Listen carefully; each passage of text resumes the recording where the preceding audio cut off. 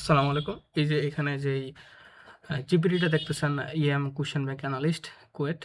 তো এই জিপিটিটার মেইন কাজ হচ্ছে কোয়েশ্চেন ব্যাংক অ্যানালাইসিস করে দেওয়া আরকি। তো এখানে বেশি কিছু করবে না। আপনি জাস্ট হচ্ছে আপনার কোয়েশ্চেন ব্যাংকটা যদি আপলোড করে দেন, তাহলে হচ্ছে সে প্রত্যেকটা ইয়ার ওয়াইজ হচ্ছে কোয়েশ্চেনটা আ যতগুলো ইয়ারের কোয়েশ্চেন ধরে সবগুলো কোয়েশ্চেন রিড করবে। তারপর হচ্ছে ওইগুলোর মধ্যে সবচাইতে বেশি বারের পরিমাণ রিপিটেড কোয়েশ্চেন যেটা, ওটা হচ্ছে সে খুঁজে বের করে দিবে।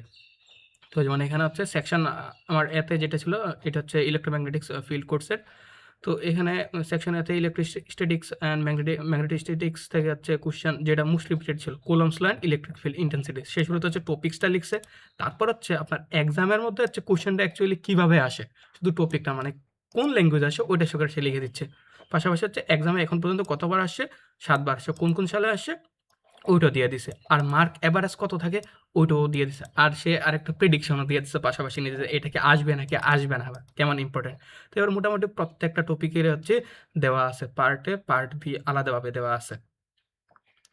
তো পাশাপাশি আবার ধরেন আপনার যে টোটাল যে কোশ্চেনটা ছিল, কোশ্চেনটাতে হচ্ছে আবার একদম ফাইনাল একটা সামারি দিবে। এটা হচ্ছে কি মানে আপনার কত ইয়ার পর্যন্ত সে এনালাইসিস করছে ২০০৯ থেকে ২৩ পর্যন্ত। তো এখানে টোটাল কয়টা কোশ্চেন পাইছে, সে হচ্ছে ২১০টা কোশ্চেন পাইছে।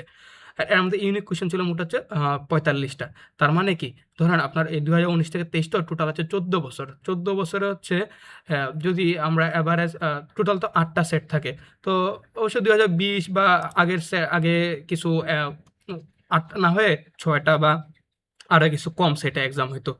তো এভারেজ যদি আমি ৮টা করে যদি হিসাব করি তাহলে আমার আসবে হচ্ছে এখানে আ আর যদি প্রত্যেকটা সেটে ধরি আমি ৩.৫ টা করে কোয়েশ্চেন থাকবে। কারণ কোন সেটে ৩ কোন সময় ৪ টা করে কোয়েশ্চেন থাকে। তাহলে আমার অলমোস্ট ৩৯২ টার মতো আসে আরকি।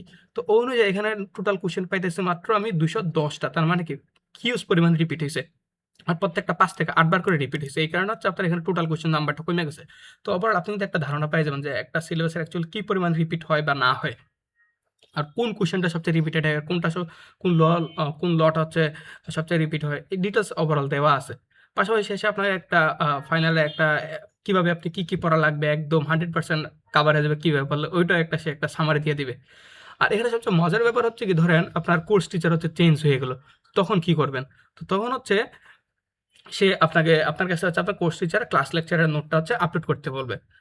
তো আপলোড করার পর হচ্ছে সে আপনাকে হচ্ছে যে কোয়েশ্চেন ব্যাংকে যা ছিল আর হচ্ছে ক্লাস লেকচারে যা পড়াইছে ২ টার মধ্যে হচ্ছে কি একটা কম্প্যারিজন দেখায় দিবে যে অ্যাকচুয়ালি আপনি কি করছেন না করছেন বা আপনার এই কোয়েশ্চেন ব্যাংক আর হচ্ছে ক্লাস লেকচার অনুযায়ী মিলায় ফাইনাল আরেকটা হচ্ছে চাইলে আপনাকে রিভিউ দিয়ে দিবে আরকি। ট্রাই করে দেখতে পারেন সবাই। আমি কমেন্টে হচ্ছে এই জিপিটি লিংকটা দিয়ে দিচ্ছি।